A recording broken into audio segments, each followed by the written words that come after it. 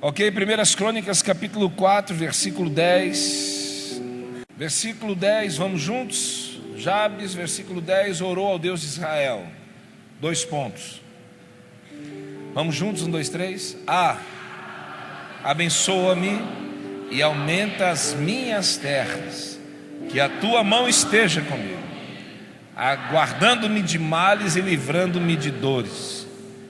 Deus estendeu o seu pedido, livrando-me de dores. Ponto. Deus atendeu ao seu pedido.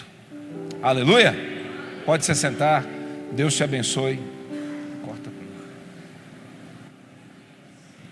Muito bom estar na casa do Senhor essa noite, amém?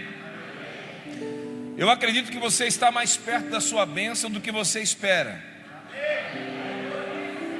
Eu acredito que você está mais perto da sua bênção do que você possa enxergar ou até mesmo acreditar. Eu tenho certeza que você está mais perto da sua bênção do que você espera. Quantos necessitam e acreditam que há favor de Deus pela tua vida e para a tua vida, e que há mais de 8.000 bênçãos que pode se achegar a você? Quantos creem nisso? É interessante o que a irmã acabou de testemunhar. No último dia, do último salário que vinha do socorro que tem o seguro-desemprego, Deus abriu a porta. Ela disse que gozou todos os dias do seguro-desemprego com aflição. E interessante que é isso que permeia a nossa vida. Nós nos damos mais por aflitos e atormentados e vencidos do que por abençoados. E interessante que em Filipenses capítulo 1, versículo 6, diz o texto que o Deus que começa a boa obra é o Deus que vai fazer com que ela seja completada. Ninguém me entendeu, eu vou repetir. Vou repetir trazendo já uma ilustração para que você entenda. Eu quero perguntar para você: há quanto tempo você tem experimentado Deus? Em toda a sua experiência, Deus tem sido fiel com você? Desde o dia em que você aceitou a Jesus como Salvador, o Senhor tem sido abençoador da tua vida? Vou perguntar em outras palavras, tirar aqui o cristianês da minha aplicação e vou colocar assim mais fácil. Eu quero perguntar assim para você e você me responda, por favor. Jesus tem mudado alguma coisa no seu comportamento desde aquele dia em que você se aplicou a relacionar com Ele? Tem acontecido isso? Deixa eu te dar uma notícia. Isso é o começo. Isso é o começo. O Senhor que te garante a bênção, o Senhor que te garante a vitória, Ele começou a obra na tua vida, e eu vim aqui te avisar: Ele vai até o fim. Você vai ver realizado os projetos de Deus na tua vida. Pastor, mas o que acontece com esse texto? Eu acho tão interessante esse texto, porque no versículo 7 do capítulo 4 de 1 Crônicas, fala de um moço que tinha sobre ele uma síndrome, um nome que amaldiçoava ele, um nome que fazia ele conhecido como uma pessoa desagregada. Sabe quando você chega no lugar e você fez algo e que não deu certo, e que você é marcado por aquilo? Eu não me esqueço de forma alguma, quando eu intentei no meu coração fazer aqui um almoço, e quis ilustrar ou deixar uma excelência no almoço, coloquei um tal de porco no rolete. Meu Deus, como aquilo me afligiu. Eu não consegui olhar no rosto de vocês depois, porque o negócio não saiu como eu queria. E eu fiquei aflito com aquilo, eu fiquei com aquela marca me perseguindo. Sabe o que aconteceu? A minha estima baixou. Eu comecei a falar: eu não faço mais almoço na igreja, eu não vou mais fazer reunião festiva na igreja. Acabou. Até que alguém chegou perto de mim e disse assim: espera aí, Você acha que você nunca pode errar? Você acha que Deus não coopera até no erro? E eu falei, meu Deus, o Espírito está falando comigo. Detalhe, eu estou diante de um moço que tinha uma síndrome de um nome. Jabe significa aquele que causa dor. Ninguém queria chegar perto dele. Mas olha o que é interessante nesse versículo.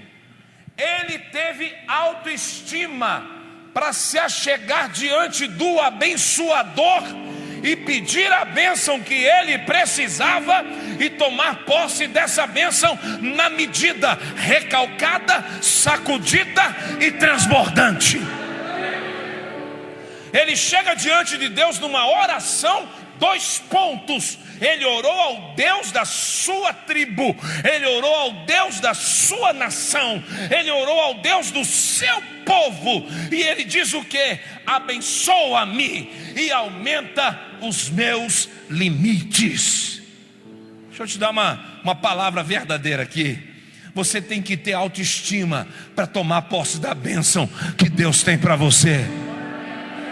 Eu vou repetir. Você tem que ter autoestima para se transformar num grande empresário que Deus quer fazer com você, para se transformar num grande fazendeiro que Deus quer tornar você, para se tornar um grande realizador de negócios. Você precisa ter autoestima para chegar na presença de Deus e não chegar como um miserável, sacramentado, condenado e muitas vezes de uma forma ruim vista pelos outros. E você chega na presença de Deus e diz: ó Senhor, eu sou esse miserável mesmo, o meu nome é ruim, a minha família é ruim, a minha mãe me amaldiçoou, eu tenho uma série de problemas. Não, com toda a experiência negativa, se achegue a Deus e diga a Ele: eu tenho autoestima para que a bênção que eu preciso me alcance.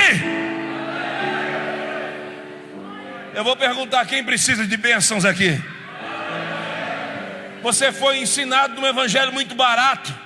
Você foi ensinado num cristianismo esfarrapado, que você tem que chegar na presença de Deus e se colocar como uma pessoa maltrapilha, ruim, completamente sem afeto, sem condição nenhuma. Pelo contrário, meu irmão, se a vida te trouxe isso, hoje à noite Deus te trouxe a esse lugar para te dizer que o Deus que quer te ouvir, o Deus que vai responder a tua oração, Ele vai pegar os teus limites e vai alargar, vai aumentar os teus limites. Eu orava pela minha filha agora sexta-feira, e eu vinha no sábado de um outro lugar, mais um irmão lá de Hidrolândia, e eu começava a orar e perguntar para Deus sobre o pastorado dela, sobre a empresa dela. E eu comecei a ver a empresa crescer. Eu estava orando e comecei a chorar no carro. Ele estava dirigindo e eu chorando ali, as lágrimas descendo. Eu estava de óculos escuros, deu para disfarçar bem. Embora numa cara desse tamanho, óculos escuros parece um para-brisa, né? Daqueles de Fusca. Mas eu comecei a chorar e falar com Deus: Deus, aumenta a empresa dela, multiplica a empresa dela. Me deu vontade dela estar perto de mim, eu sacudi ela, sabe, me deu vontade de dizer: Deus quer que você tenha autoestima para sair de tudo que é ruim que está deparando com você. Deus quer que você tenha autoestima para sair de toda marca que prejudicou você até hoje, para que você entre numa dimensão de dizer: Deus, o Senhor é Deus dessa igreja, o Senhor é Deus da tua palavra, o Senhor é Deus da minha família, o Senhor é o Deus de ontem, o Senhor é o Deus de hoje, o Senhor é o Deus que será eternamente. Eu vim na tua presença para te dizer: eu quero que o Senhor alargue os meus limites, me abençoa. Oh glória! Você não sabe o que é a bênção de Deus. É melhor do que qualquer curso que você fez, de qualquer graduação que você alcançou. A bênção de Deus enriquece, diz a palavra, e não acrescenta dor. Sabe o que é a bênção de Deus? Todo mundo está debaixo do mesmo sol. É verdade, o sol brilha para todos. O sol é para abençoar ímpio e justo. Está tudo muito bem, eu entendi isso desde pequeno. Mas quando você entra debaixo da bênção, quando você tem autoestima para saber que você é abençoado mesmo, sabe o que acontece? Enquanto todos estão desfrutando do sol, você está na sombra do Altíssimo. Você não precisa concorrer com o ímpio, não. Você não tem que concorrer com o ímpio. O sol brilhou para todos, o problema é deles. Eu estou na sombra do Altíssimo. Aquele que habita a sombra descansa, fica em paz, tem vitória, tem dias de bênçãos, tem dias de realizações. Olha para mim, talvez é a sua autoestima, talvez a sua pouca vontade de ser abençoado é que está te afastando do que Deus tem preparado para a tua vida. Não é o diabo, não é talvez a tua família, não é a própria igreja, não. Talvez é você se adentrar na presença de Deus com ousadia e dizer para o Pai: eu quero o que é meu. Eu vou perguntar: quem tem bênção aqui, levanta as mãos para os céus e glorifica, exalta esse Deus. Oh glória. Tem um dos textos mais lindos que eu conheço na Bíblia. Abra sua Bíblia aí, Jó, capítulo 8, versículo de número 7. Eu acho que eu vou ler mais um pouquinho. Jó capítulo 8. Abra aí para você acompanhar comigo. Pega do versículo 1, filho. Vamos comigo do versículo 1. Eu quero que você leia junto comigo. Olha o que eu vou te dizer. A bênção de Deus é melhor do que a tua internet, é melhor do que o teu carro, é melhor do que o teu emprego, é melhor do que a tua casa, é melhor do que tudo que você possui materialmente falando. A bênção de Deus é melhor do que tudo que você possa imaginar. Eu estou falando com abençoados aqui essa noite. Eu estou falando com pessoas que já experimentaram a bênção de Deus, o favor de Deus, a misericórdia de Deus. Eu quero perguntar mais uma vez: eu falo com abençoados aqui essa noite? Satanás quer prender a tua boca. Satanás quer te trazer para um lugar como esse e fazer você se sentir um lugar qualquer. Eu quebro essa ação do inimigo agora. Quando você vem para um lugar onde você está, como esse, essa noite, você está dizendo para a eternidade e para o mundo espiritual: eu estou invocando aquele que tem poder de me abençoar. Eu estou buscando aquele que tem poder de me abençoar. Eu estou cultuando aquele que já tem abençoado a minha vida. Eu estou louvando aquele que pode e mudou a minha história. Então Bildade de Suar respondeu, versículo 2: até quando você vai falar desse modo? Suas palavras são um grande vendaval. Ele está falando com Jó. Versículo 3: acaso Deus torce a justiça? Será que o Todo-Poderoso torce o que é direito? Quando os seus filhos pecaram contra ele, ele os castigou pelo mal que fizeram. Mas se você procurar a Deus e implorar junto ao Todo-Poderoso, se você for íntegro e impuro, Ele se levantará agora mesmo em teu favor e restabelecerá no lugar que por justiça cabe a você. Versículo de número 7: o seu começo parecerá modesto, mas o seu futuro será de grande prosperidade. Ninguém entendeu o que eu li. Eu queria ler, cara, com todos vocês. Vamos começar de novo? Versículo 3 em diante. Só o 3 está bom, em diante. Acaso Deus torce a justiça? Eu pergunto. Não, me respondam. Acaso Deus torce a justiça? Será que o Todo-Poderoso torce o que é direito? Não. Versículo 4: quando os seus filhos pecaram contra ele, ele os castigou pelo mal que fizeram. Quando Deus manda uma prova, um castigo, Ele nos castiga como filhos, mas a bênção não nos deixa de alcançar.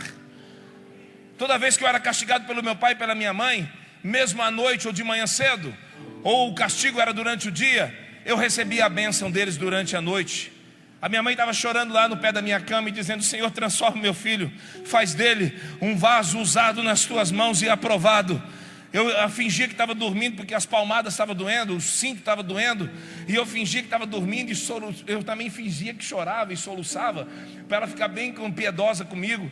Aí ela ia lá e começava a orar, e falava para Deus: muda a história do meu filho. Quer dizer, mesmo que veio o castigo, mesmo que veio a correção, mas a bênção não deixou de se achegar. Assim é Deus, pode vir o castigo, mas Ele nos castiga como filhos. A bênção está se achegando, a bênção está te perseguindo, a bênção vai te alcançar.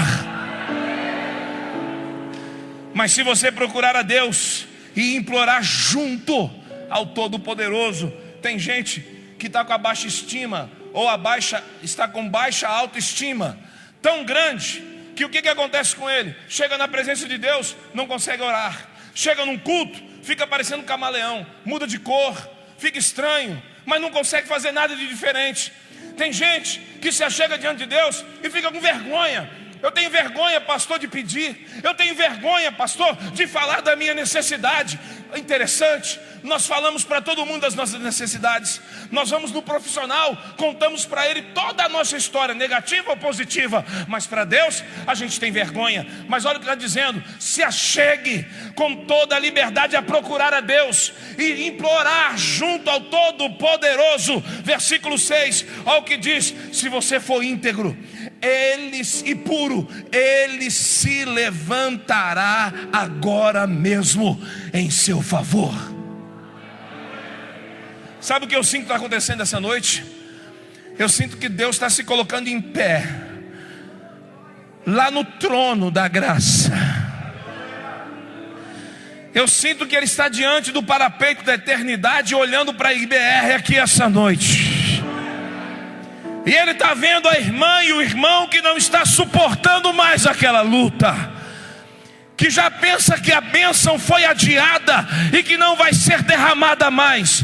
E é como se eu pudesse ouvir Ele falando aos anjos: se preparem para levar a bênção, porque essa pessoa que está pensando que a bênção não vem mais, ela vai se encher de riso, ela vai se encher de alegria, ela vai se encher de força, e ela vai chamar pelo meu nome, ela vai clamar, ela vai implorar. Ela vai implorar. E olha o que diz, versículo 7. Agora eu quero que você leia comigo em alta voz. Só quem for para receber essa palavra profética vai falar de pé, vai falar pulando, vai falar dando glória a Deus. Eu não sei, vai fazer uma mistura aí santa e vai acontecer algo novo aqui. Versículo de número 7. O seu começo parecerá modesto.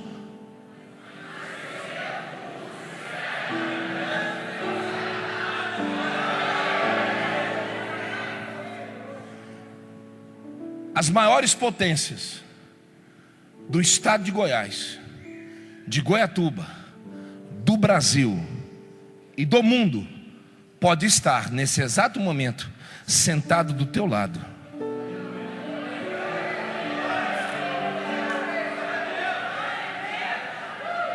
Aí eu vou mais longe.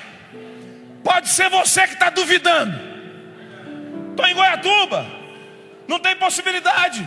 Sou filho de pobre, estou arrebentado, não tenho escolaridade alguma. Eu estou falando de Jabes, um homem que tinha uma síndrome, um homem que tinha sobre ele um peso de maldição familiar, mas ele teve a autoestima de se achegar diante de Deus e dizer: eu quero a minha bênção. Eu acho que você está sentado do lado de uma pessoa que ninguém se levantou para fazer barulho. Se fosse num trabalho de coach, ou se fosse num trabalho de, como é que é aquelas vendas casadas, que a pessoa vai subindo de grau, marketing de multinível, Aí você vai ouvir um cara que fica contando aquelas palestras motivacionais. Aí sabe o que acontece? Ele sobe em cima da escada, você fica tão motivado que sobe também. Está no meio de 5.000 pessoas, você faz isso. Ele faz outra coisa lá e de repente ele faz 40 minutos de palavra motivacional. E se ele termina, sabe com o quê? Com uma foto do Cristo que eles acreditam, porque o nosso Cristo não é de olho verde, nem de pele branca. E na verdade não tem quadro que registrou a sua face. Só Isaías 53 fala quem ele era. Ele era sem parecer e sem formosura. E quando olhávamos nós para ele, nenhuma beleza víamos que nos agradasse. Ele era como raiz de uma terra seca. Então meu Cristo não é aquele cara bonito que a gente vê lá. Mas ele termina a palestra dele com aquilo. Quer dizer, o cara falou 45 minutos, você pagou 500 pau para assistir a palestra do cara, e ele termina com tudo aquilo que você já está experimentando. Porque sabe uma das coisas que eu quero acreditar? Que experiência e sabedoria é um dom de Deus. Ninguém entende mesmo. Experiência e sabedoria é um dom de Deus. Sabe por que você começa modesto? Sabe por que você começa pequeno? Porque você tem que adquirir experiência. É porque você tem que ter alguns resbalos, ter algumas, machucaduras, ter alguns tratos. Você tem que adquirir experiência. É por isso que você começa pequeno. É por isso que você começa modesto. Está me entendendo ou não? Você que é dono dessa empresa que está pequena, está sem recurso, está sem dinheiro, está sem clientes, eu vou profetizar sobre a tua vida. É só o começo.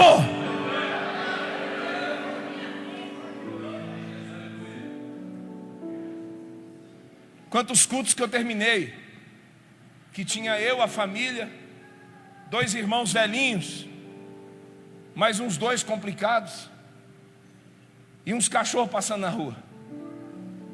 E eu terminava o culto motivado.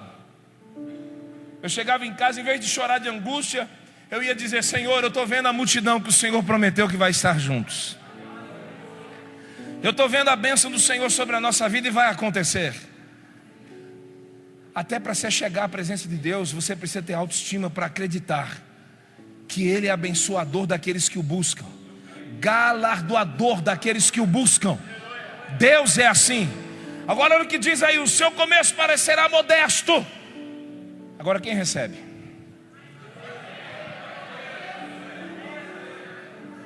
Eu quero que você olhe para a pessoa que está do seu lado. Você vai ser boca de Deus para ela agora. E eu vou ser para você. Você vai ser para essa pessoa e eu vou ser para você. Então segura aí. Mas o seu futuro será de grande prosperidade.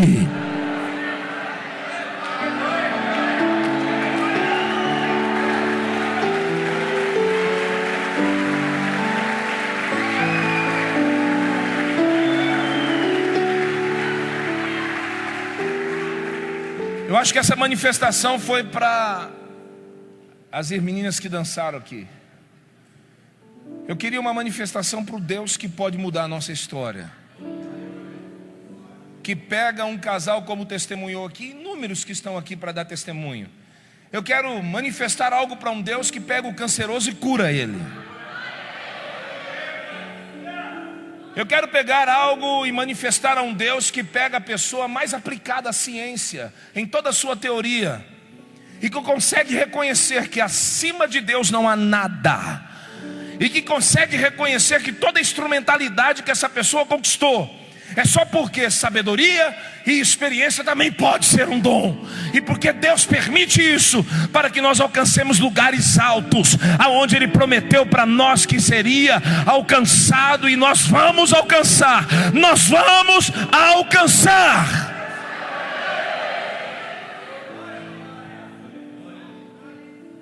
Eu acho que a gente pode fazer uma manifestação melhor. Quem acredita? Estou esperando você.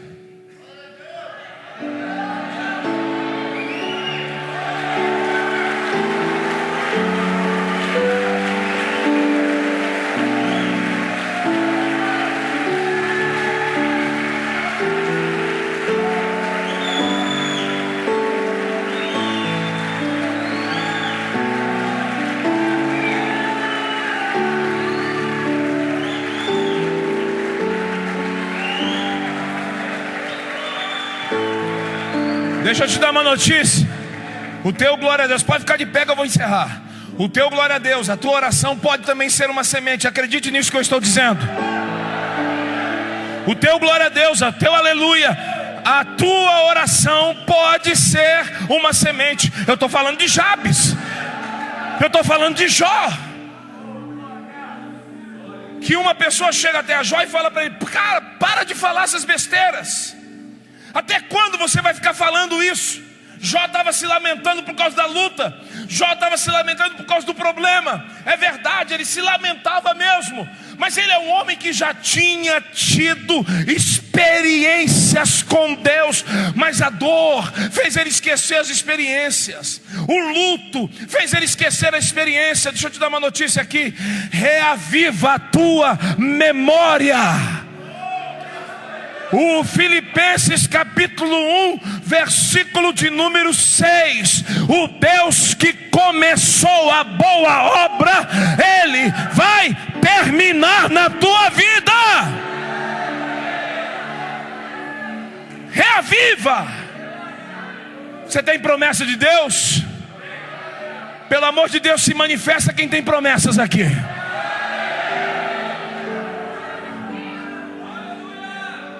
Se manifesta quem tem promessa. Você tem promessa? Eu não quero te trazer uma palavra emocional, eu quero te trazer uma palavra bíblica. Jabes chega na presença de Deus, lança a semente da oração dele, dizendo: ó Senhor, alarga os meus limites. Ó Senhor, alarga as minhas fronteiras. Ó Senhor, que a tua mão esteja comigo, guardando-me de todos os males e livrando-me. Qual que era a síndrome dele? O homem que causa. O que ele pede para Deus? Me livra de dores. Ponto final. Terminou a oração. E Deus atendeu ao seu pedido. O que aconteceu com ele, pastor? Versículo 9. Olha o que diz no versículo 9, só para mim terminar.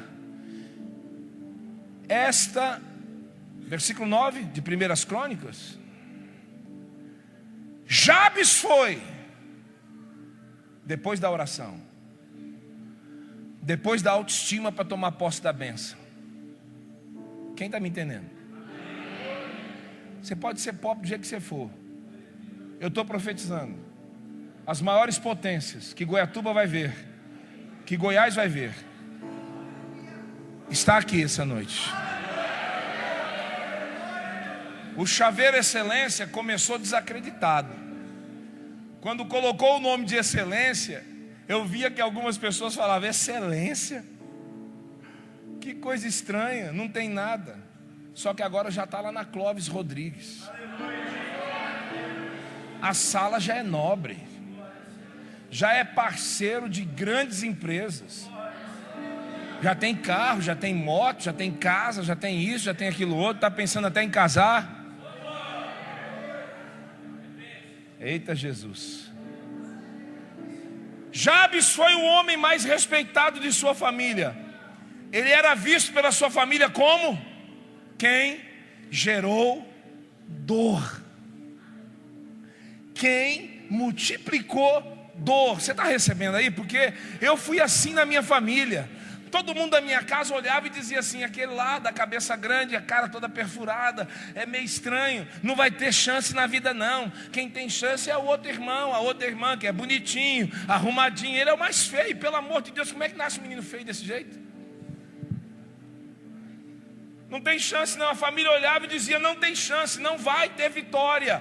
Jabes também era desse jeito. Mas depois da oração, ponto final, Deus respondeu e disse: vai acontecer. Você entrou com autoestima na minha presença.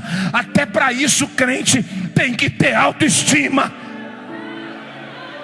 Olha o que diz: foi o homem mais respeitado de sua família. Sua mãe lhe deu esse nome. Mas antes disso, olha o que diz: ele foi respeitado porque Deus respondeu a sua oração. Quantos precisam de uma bênção aqui? Olha o que diz em Gálatas, se eu não me engano, capítulo 6, versículo de número 7. A tua oração, o teu glória a Deus é uma semente. Olha o que diz, Gálatas capítulo 6, versículo 7. Tudo que o homem semeia, enquanto ele acha lá, tudo que o homem semeia, isso ele colhe. Você pode dizer glória a Deus? Como é que você vai orar agora então? Quantos têm autoestima para chegar diante de Deus agora e dizer: eu estou pronto para receber minha bênção? Quantos têm autoestima para assumir o papel e o projeto que Deus tem com a sua vida? E um projeto grande, é sério. Você tem autoestima para isso? Eu não estou querendo te influenciar um emocionalismo. Eu estou querendo que você entenda que Deus não quer você dessa forma, dessa situação. Quantos têm autoestima para dizer: Deus, eu vou orar agora diferente. Eu orava como desqualificado, eu orava como um pobrezinho, eu orava como alguém que não tem meramente o salarinho do marido, o salarinho de uma herança. Mas não, agora eu vou orar como herdeiro de Deus, que tem um Deus que aviva a minha história, que tem um Deus que retrocede sol, lua, tudo que for preciso Ele para em meu favor. Quem crê nisso diga amém. Eu quero te dar a liberdade para você fazer uma oração diferente hoje. Chegou o momento de você orar como nunca orou, como se fosse uma semente. Gálatas capítulo 6 versículo 7 diz o quê? Não se deixe enganar, de Deus não se zomba, pois o que o homem semear, isso também vai colher. Esses dias eu sou muito olheiro, né? E nós estávamos orando, eu cheguei perto de uma pessoa, ela estava orando e eu ouvi a oração dela. Senhor, eu não presto. A oração: Senhor, eu sou miserável. Desde quando nasci da minha mãe, só pecado me rodeou. Pegou o salmista Davi purinho. Senhor, o Senhor não precisa me abençoar, mas se o Senhor quiser, o Senhor pode. E eu comecei a me irritar com aquela oração. Eu falei: eu vou perturbar essa pessoa. Eu falei: eu vou falar para ela parar de orar. Eu fiquei imaginando como é que estava Deus nos céus. Deus não te vê como desgraçado. Deus não te vê como amaldiçoado. Deus te vê como filho. E por mais que o Guilherme é feio desse tanto, parecendo o Gustavo Lima, muito feio, né? Ele disse para mim esses dias que se cair um machado nas costas dele, só corta o calcanhar. Imagina o que eu estou pensando. Não fala nada. Mas ele não tem defeito para Marister. O Paulo é apaixonado nele. Deus te vê como filho. O capeta tenta pintar você. O cão tenta colocar na sua mente a baixa autoestima para te dizer: você não pode, você não é. Quem que vai abençoar eu? Quem vai ficar do meu lado? Quem vai me ajudar? Quem vai me ouvir? Quem vai estar comigo? Quem isso? Quem aquilo outro? Mas em nome de Jesus, essa noite vai mudar isso. Você vai se enxergar como Deus te vê. Deus te vê como filho. Então eu quero te dar uma notícia: se adentre a casa do Pai. Vai lá na geladeira, abre ela, bebe leite puro, pega mel puro, pega água que tem com abundância, sacia a tua sede, mata a tua fome, porque o Pai te dá liberdade para chegar na presença dEle, saciar com Ele, cear com Ele. É hora de acontecer isso.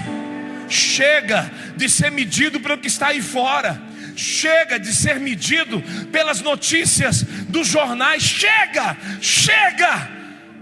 Você é filho. Você está numa estatura diferente. Jabes nos dá essa lição. O companheiro de Jó também nos dá essa lição. O teu começo pode ser modesto, mas o Deus que te abençoou antes, o Deus que te deu experiência, é o Deus que te deu ousadia, é o Deus que te dá sabedoria. O teu começo pode ser pequeno, mas Deus vai te prosperar. É Deus quem faz isso. Aleluia.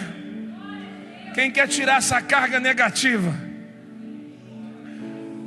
fazer como aquele cego fez, o cego Bartimeu, jogar a capa fora, tirar ela de você e dizer: eu não preciso mais de ajuda de governo, eu não preciso mais de auxílio de pessoa alguma. Quem tem o que eu preciso está me chamando. Quem tem o que eu preciso está esperando só eu falar para ele. Quem tem o que eu preciso está pronto para me entregar. E eu não sei, eu tenho a ousadia para dizer que o mesmo Jesus que estava comentando com Bartimeu acerca da sua cura, é o Jesus que está aqui essa noite, dizendo para você: Ele vai ouvir a tua súplica. Rasga o teu peito, deixa conhecido o teu clamor.